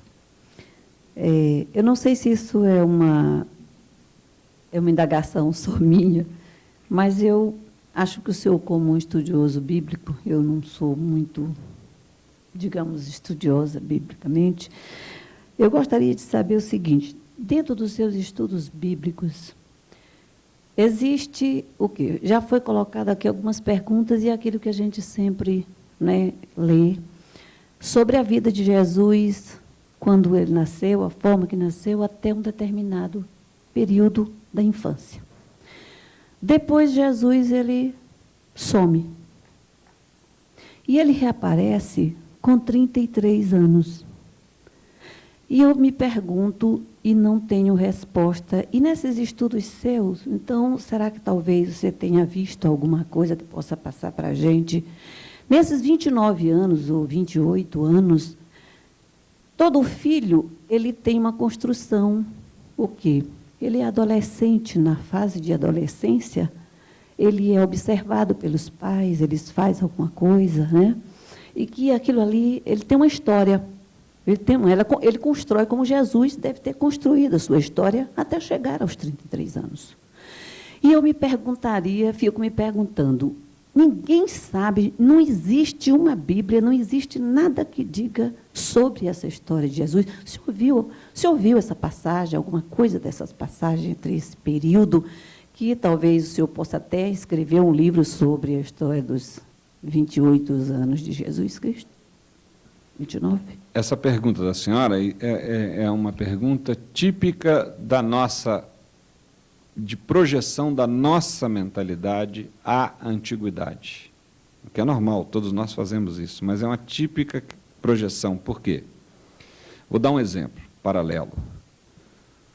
Uma família tem um filho, e como todos os filhos vão para a escola, esse filho depois decide ser médico, entra na faculdade de medicina, e depois, né, se chateia lá com a família dele, o país dele, resolve sair viajando por aí, aí encontra um bando de guerrilheiros que resolve derrubar um ditador lá no Caribe, e esse rapaz médico acaba, né, participando disso, e aí vira o Che Guevara. Percebe? Tudo que a gente sabe do Che é retroativamente. Porque, aos olhos dos amiguinhos do Che, dos coleguinhas do Che, dos colegas na faculdade de medicina, dos vizinhos, dos parentes na Argentina, ele não tinha a menor importância. Ele tinha a mesma importância que qualquer pessoa comum tem. Acontece que, depois do que aconteceu lá em Cuba e na Bolívia, ele virou um mito. E aí a pesquisa é toda retroativa. Começam a buscar, e é evidente, se agora você vai entrevistar o vizinho do jovem Ernesto, vai dizer, não, eu já notava nele não sei o quê, né? Sabe? Por quê? Porque ele também já está condicionado pela ótica retroativa. Tudo que nós sabemos de Jesus é uma tentativa de retroatividade. Tudo, porque Jesus só tem importância porque ele ressuscitou e a fé na ressurreição se transmitiu ao Império Romano. Senão não tinha a menor importância. Não tinha nenhuma importância. Né? Então, acontece que a mentalidade, durante séculos, nunca houve essa mentalidade de pesquisar a vida retroativa. Não havia isso, sabe? Havia historiadores e tal, mas que faziam retroatividade em relação a povos, a guerras, a reis. Agora, um Galileu, que um punhado de fiéis ali diz que é o Messias, ainda mais com todo o peso do paganismo e do judaísmo, quer dizer, Jesus é um dissidente do judaísmo, e os pagãos também não aceitam, enfim. Sabe, não tem nenhuma preocupação retroativa. De modo que eu defendo a tese, eu partilho a tese de que nada se sabe desse período de Jesus e jamais saberemos. Jamais. Por quê? Porque é um período em que não teve nenhuma importância, a não ser ele ser uma pessoa normal. E ele certamente foi. Quer dizer, a minha tese, que eu defendo no livro, como eu já disse aqui, é que ele foi ajudar o pai na construção civil. Ele foi ser candango na construção de Tiberíades. Tem gente que fala, não, mas foi para a Índia, e aprendeu não sei o quê, e tererê. Sabe, ora, nós temos hoje um exemplo no Brasil que, para você ocupar uma posição muito importante e dizer coisas brilhantes, você não precisa ter ido para a universidade, etc., tal, que é o presidente Lula. É um cara que não veio da pobreza. O Brasil, na história republicana, só tem um presidente que veio da pobreza, que é o Nilo Peçanha. O Lula veio da miséria, é outra exceção. Né? Tem, no máximo, 4º ano de ginásio e um curso de torneiro mecânico. Então, daqui a 500 anos, pode ser que alguém fale, não, mas como que esse cara... Não, alguma coisa deve ter acontecido naqueles anos, lá em Garanhuns, não sei aonde, ou que ele estava em São Paulo, ele deve ter feito um estudo secreto, né? Porque não é possível que o sujeito administre um país desse e tal, com um preparo tão medíocre. Na verdade, não preparo medíocre porque estudou em escola ruim. Né? Agora, pessoa sumamente carismática, inteligente. Então, você pegar um paralelo. E essa é a minha tese. Né? Eu acho que é pura fantasia esse negócio de Jesus foi para a Índia, foi para o Egito, fez um curso especial. Sabe? Acho que não teve nada disso. É uma pessoa que tinha uma espiritualidade extremamente intensa, fazia uma coisa que nós deveríamos fazer, até por imitação a ele, em geral não fazemos, que é orar muito. O Evangelho de Lucas fala que Jesus se retirava todas as manhãs ou à noite, passava horas em oração, ou às vezes passava a noite em oração. Quer dizer, Jesus cultivava muito a sua relação com Deus, e tanto que ele rompeu a relação que os judeus tinham com Deus. Os judeus tinham uma relação cerimoniosa. E ele tinha tão íntima que ele passa a chamar Javé com um termo que que só se usava na linguagem de criança para o pai, Abba, que não tem tradução em português. O mais aproximado é papai. O mais aproximado ainda é meu papai muito querido. É isso que significa Abba, que é o nome que Jesus dava a Deus. Quer dizer, ele tinha uma experiência de amor afetiva, afetuosa na relação com Deus, né? Antes de passar o microfone para as próximas perguntas, eu queria pedir, como nós temos muitas pessoas querendo fazer a sua pergunta, que vocês sejam bem objetivos com a pergunta, para que o maior número de pessoas consiga conversar com o Frei Beto, tá bom? Então, a gente tem mais uns 20 minutos, estendendo ainda, né? Tá bom? Então, vamos às perguntas outras.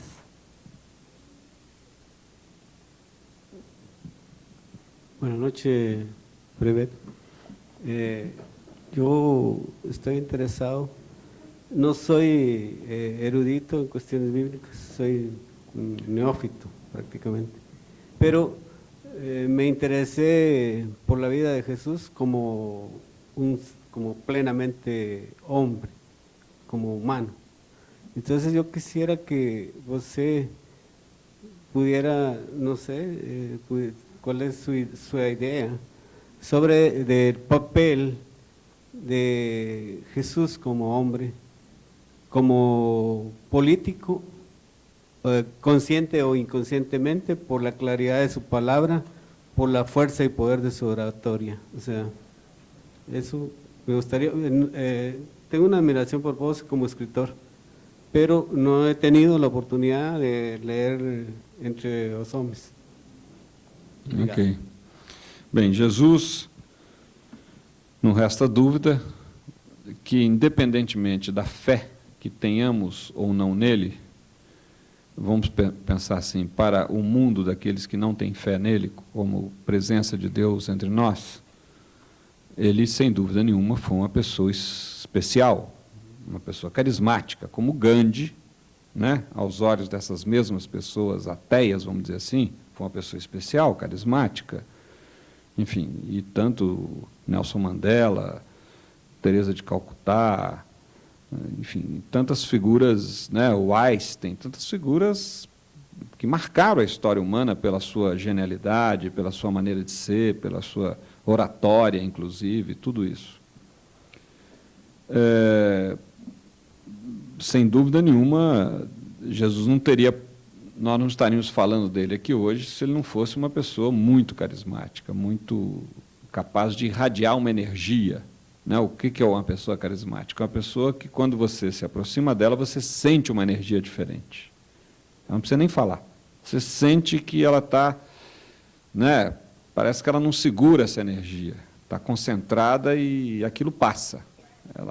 E passa de uma maneira que não é racional. Quando você tem contato com uma pessoa carismática, o que impressiona é isso, é que o contágio não se dá pela razão, dá pela intuição, pelo sentimento, pelo afeto. Por outro lado, é evidente que Jesus era político, até mais do que no sentido que nós falamos hoje, porque na época nem a distinção criada pela modernidade entre religião e política existia. Toda religião era um partido político, ou, se quiser, todo partido político era uma religião. Tanto que nomes religiosos aplicados a Jesus como Filho de Deus foram tomados da política pagã. Filho de Deus era o título do imperador romano. Ele que era chamado de Filho de Deus. Por isso que houve um problema. E esse é o problema de Pilatos com Jesus. Como é que Jesus ousava utilizar um título que era próprio do imperador? Estava usurpando. Né? E Pilatos, como procurador romano, representando o imperador na Palestina, não podia aceitar isso.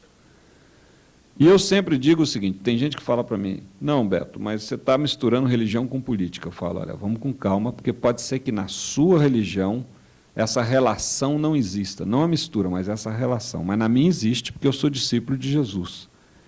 E até onde eu saiba, Jesus não morreu nem de hepatite na cama, nem de desastre de camelo numa rua de Jerusalém. Morreu como preso político, e eu também fui preso político, condenado por 2 processos políticos à pena capital utilizada pelos romanos. Interessante, as autoridades judaicas estavam condenando tanta gente à pena de morte, que era o apedrejamento, que a um momento Pilatos proíbe o Sinédrio, que era o Conselho de Autoridade Judaica, de continuarem dando a pena capital. Só os romanos passam a ter o direito, atribuem a si o direito de condenar alguém à morte.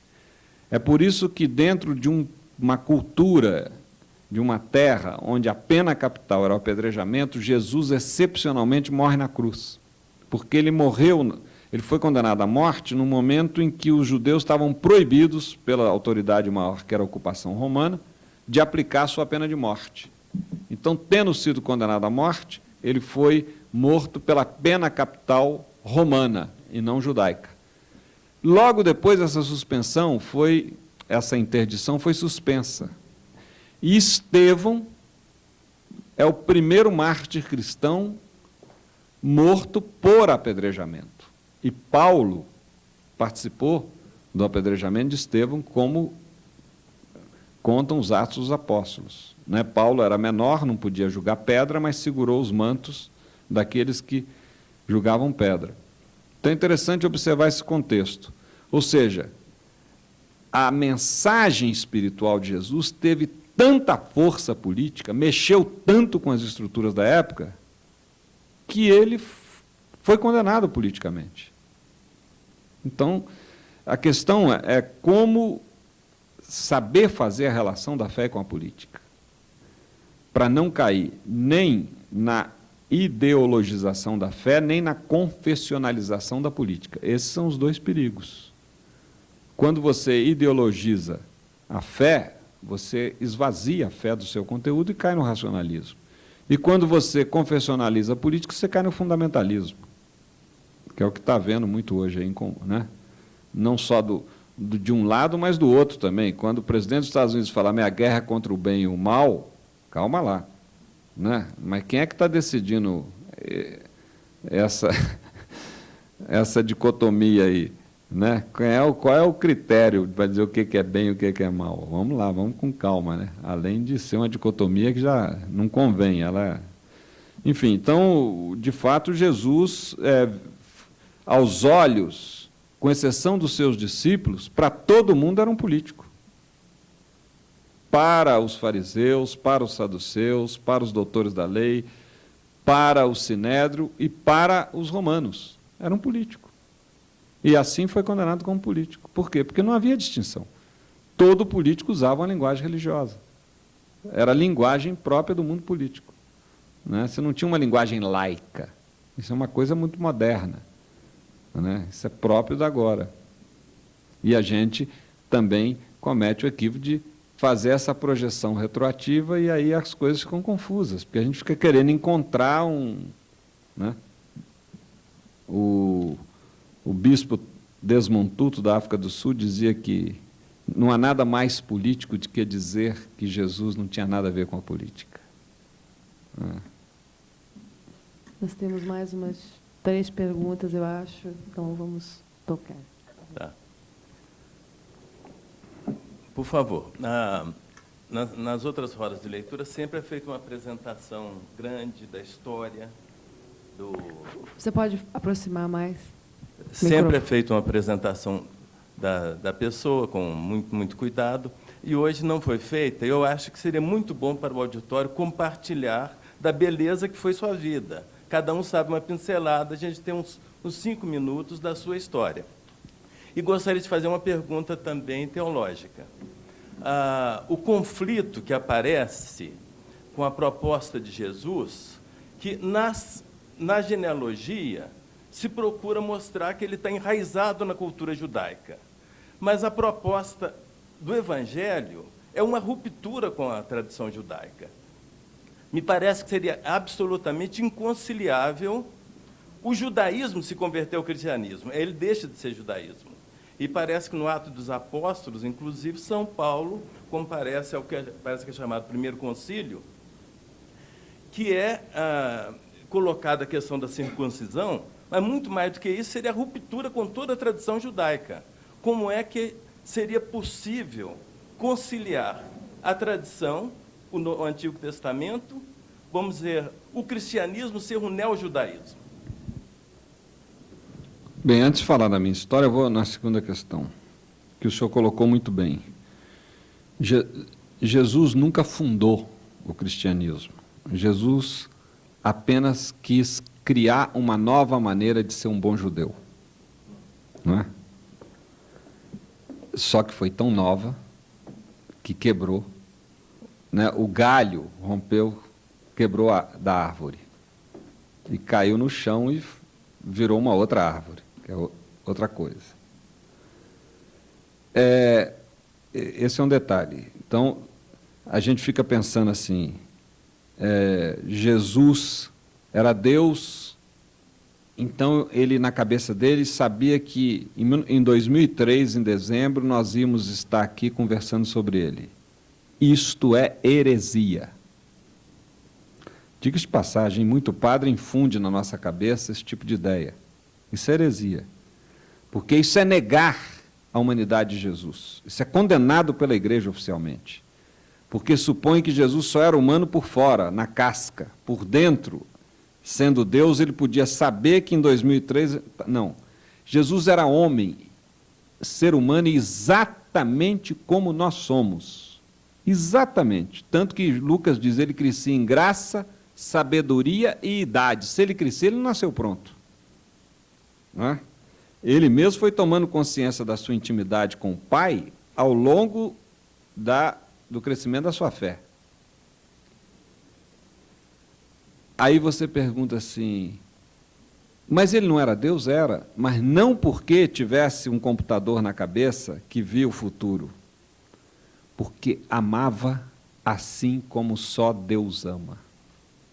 E quem ama assim como só Deus ama, não tem pecado.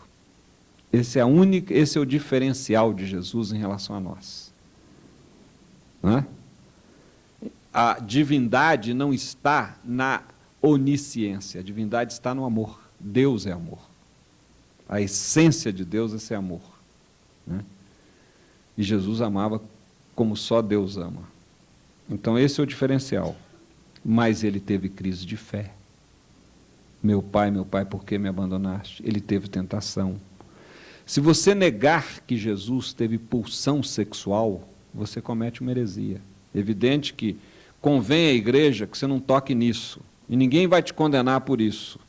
Né? Porque houve sempre uma tendência na igreja de angelizar Jesus, de até, se possível, fazer ele voltar para o céu. Olha, não venha de novo. Né? O Dostoiévski, num livro que a gente tem que ler uma vez na vida, Os Irmãos Karamazov, dentro do livro ele constrói um outro livro chamado A Lenda do Grande Inquisidor. Esse texto de Dostoiévski é muito impactante. Eu não conheço nenhuma crítica mais bem feita à igreja do que esse texto. Porque, resumindo, é o seguinte, em 1500, Jesus decide voltar na pessoa de um operário espanhol. E tem uma greve. E Jesus, como grevista, é preso pelas autoridades, né? Mas é um operário, voltou encarnado num trabalhador espanhol. E o cardeal inquisidor vai ao cárcere, né, fazer o interrogatório dos réus, dos presos, e reconhece na figura daquele trabalhador a figura de Jesus. Reconhece que o Messias voltou e diz para ele, eu sei quem você é, eu sei que você é o Messias que voltou, mas quero te dizer que você cometeu um grande erro, porque você pregou a liberdade e nós na igreja levamos 1500 anos para impor a disciplina. Você pregou o amor e nós levamos 1500 anos para impor o temor. Você pregou a graça e nós levamos 1500 anos para infundir a culpa. Você não vai estragar a obra da igreja. E condena ele de novo.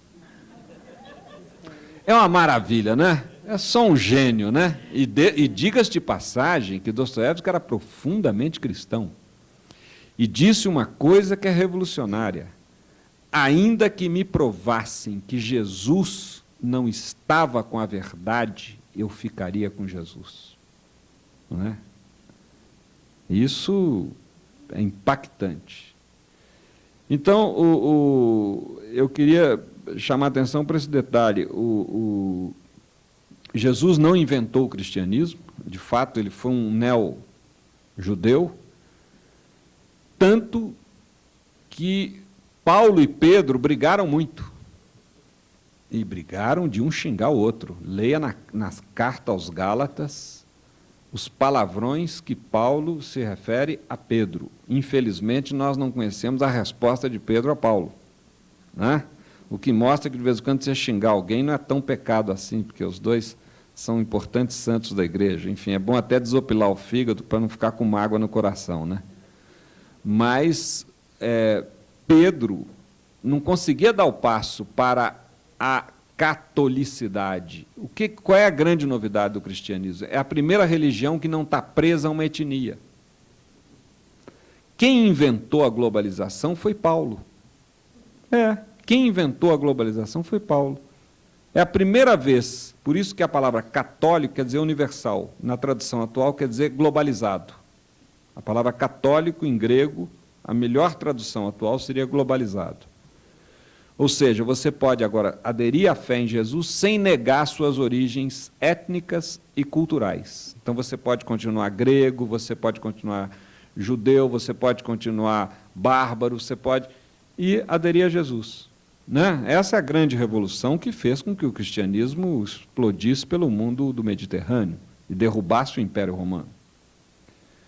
Então, isso é bem interessante, essa questão que o senhor levantou. Agora, na minha história pessoal, agora é tão difícil colocar em poucos segundos aí, né? Mas, enfim, o que eu vou dizer aqui em 2 minutos? Vou dizer em 2 minutos que eu comecei muito cedo. Aliás, nesse livro que eu tenho aí, Alfabeto, Autobiografia Escolar, eu conto muito da minha... Não, esse é o Hotel Brasil.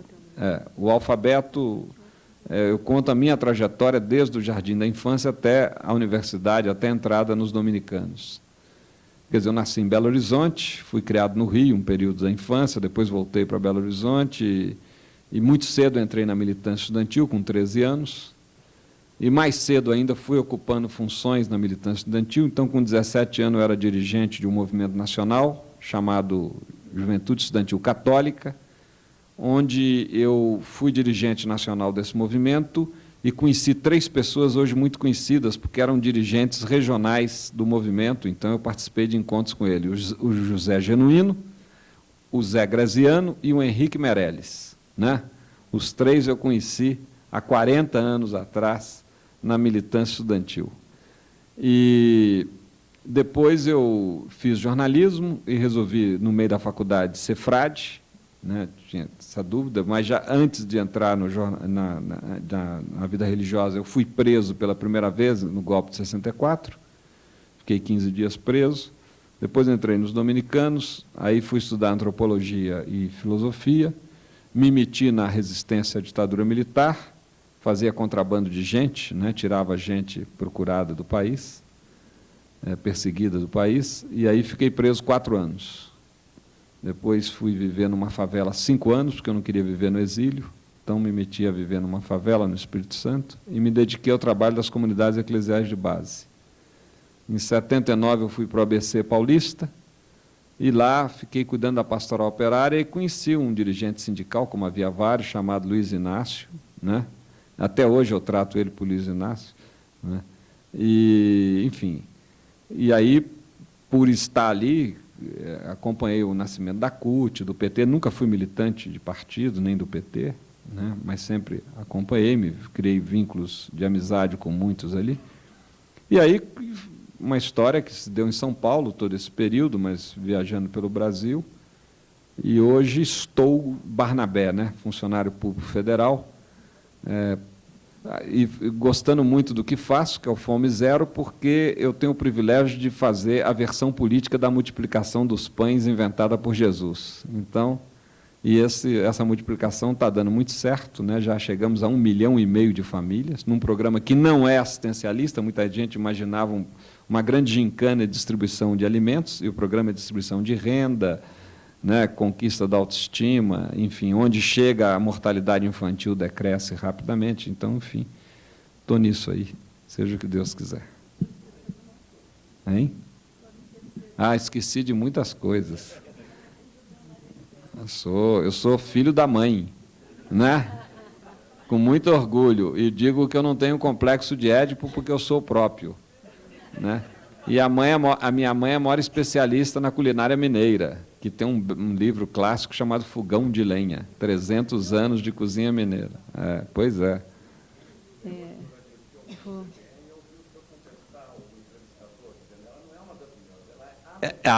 Porque ela é reconhecidamente a melhor entendida em culinária mineira. Não é só eu que digo, mas já há um consenso. Quando ela recebe a homenagem das maiores cozinheiras lá de Minas e tal, ela é considerada uma mestra da culinária, porque ela pesquisou, né, 3 séculos, levantou isso. Ela tem a coleção de mais antigos livros de culinária de Minas, que de vez em quando sai por aí em exposição e tal.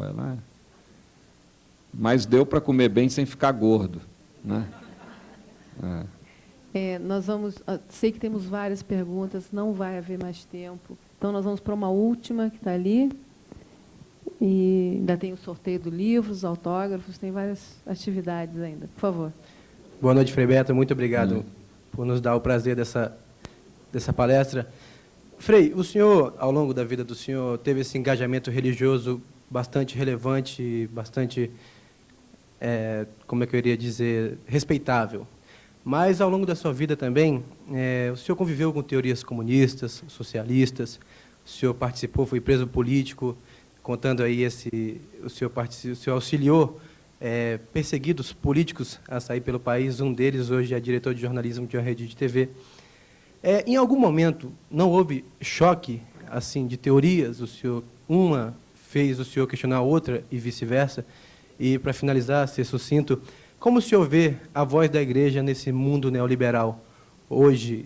Não está muito tímida, às vezes até estéril? Muito obrigado. Não, eu nunca tive isso, porque, primeiro, eu graças a Deus, eu sou uma pessoa que tem muita fé.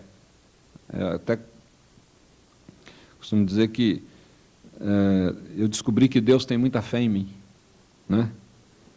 Então, o fato de eu ter convivido com comunistas, marxistas, enfim, e ter estudado muito o marxismo, isso nunca abalou a minha fé, porque o marxismo tem que caber na razão. Se ele extrapola a razão, e muitos marxistas andaram fazendo isso, ele se nega. Então, era muito engraçado aquilo, né? Quer dizer, o marxismo dizia que era racional, mas acreditava em dogmas. E um deles é que o materialismo histórico, o dogma do materialismo histórico, quer dizer, a história jamais retrocede. Um sistema social sempre avança para um outro. Até que o Muro de Berlim caiu, né? E voltou tudo para trás lá, né? Então, eu vi muito marxista em crise de fé. Eu falava com eles, vocês estão em crise de fé, porque na cabeça de vocês viviam dizendo aí nas suas palestras que, veja, nenhum país socialista voltou a ser capitalista, como nenhum país capitalista voltou a ser feudal, e agora, de repente, voltaram a ser capitalista. E aí? Realmente eu estou em crise. Está em crise de fé, cara. Você projetou uma... Né, eu participo dessa opinião de que a experiência da fé é uma experiência ontológica do ser humano. É muito perigoso você não dizer que não tem fé, porque você corre o risco de projetar a sua religiosidade numa coisa que não merece. Pode ser no consumismo, pode ser no esporte, pode ser não sei aonde, mas ela tem que sair por algum lado, né? Então, nunca tive esse problema. Nunca tive, até porque a minha experiência religiosa, ela não é fundamentalmente teológica, não é também racional. Eu gosto muito, como eu falei aqui, eu gosto muito de orar, gosto muito de meditar. Então, é mais teologal, né? Eu gosto muito de de viver a experiência do Espírito de Deus, né, essa ideia que Santo Agostinho me passou, de que Deus é mais íntimo a nós do que nós a nós mesmos. Quer dizer, isso é muito presente para mim. Agora, eu acho que a igreja está excepcionalmente muito bem situada no social hoje. Vamos pegar a igreja brasileira. A agenda da CNBB, a agenda anual da CNBB, é mais avançada que a agenda de muito partido de esquerda aí. Todo ano tem uma campanha da fraternidade pegando um tema avançado. Todo ano tem o grito dos excluídos no 7 de setembro. Todo ano tem as semanas sociais nas dioceses. De vez em quando tem um plebiscito sobre dívida externa, ALCA, não sei o quê. A igreja está sempre falando em reforma agrária, sabe? Cobrando do governo criticamente uma série de coisas, que é defesa dos direitos indígenas, etc. Então, eu considero, no geralzão, a igreja no Brasil muito bem em termos sociais. E no mundo também, por quê? Porque a teologia da libertação chegou lá em Roma. Tem gente que fala, a teologia da libertação morreu, não. Ela foi incorporada pelo Vaticano. Por isso que parece que ela, há 20 anos, só nós na teologia da libertação falávamos de dívida externa, de colonialismo, de capitalismo, de desigualdade social, e mesmo Roma ficava escandalizada. Vocês estão misturando os registros. Hoje o Papa fala disso em tudo quanto é discurso e documento. Então eu falo, bem, chegou lá. O Papa, de repente, condena a ocupação, a invasão do Iraque. O Papa nunca rompeu relações com Saddam Hussein, com Gaddafi na Líbia e com Fidel Castro em Cuba.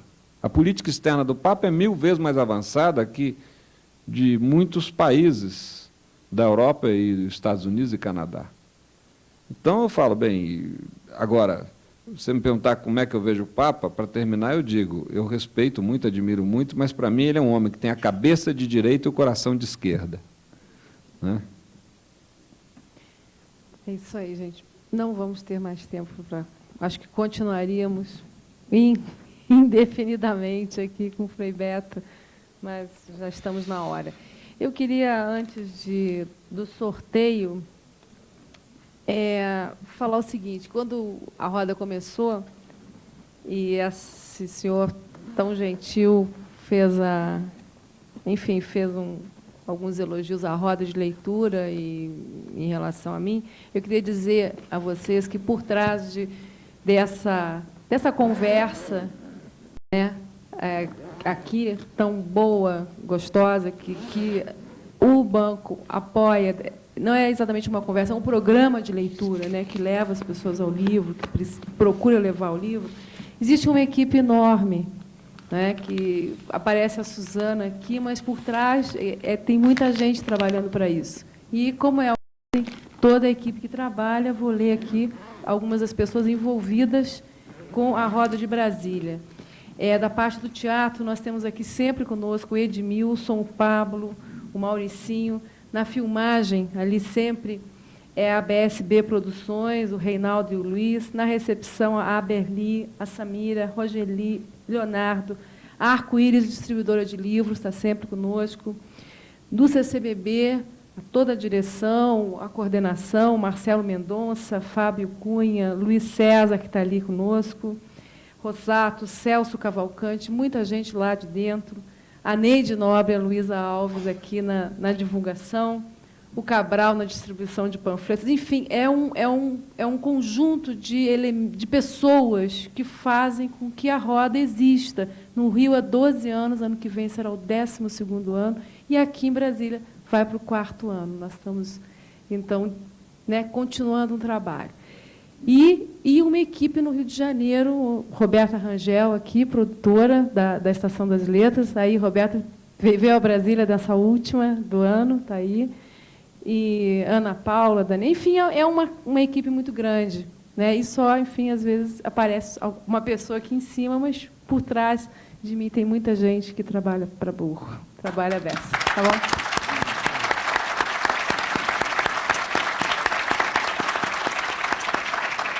Agora, o nosso sorteio, 0814-518. Aqui, olha só, nosso amigo. Então, eu queria agradecer aqui a presença do Frei Beto, que é um homem ocupadíssimo, tirou um tempo para vir aqui conversar conosco sobre seus livros. Como é que é seu nome? e agradecer a presença de vocês todos nessa roda de leitura. As datas do ano que vem vão ser divulgadas ainda, porque ainda não estão acertadas, mas começam em janeiro, certamente, e vão se estender pelo ano de 2004. Obrigada a todos. Feliz Natal, feliz Ano Novo para todo mundo. Tchau.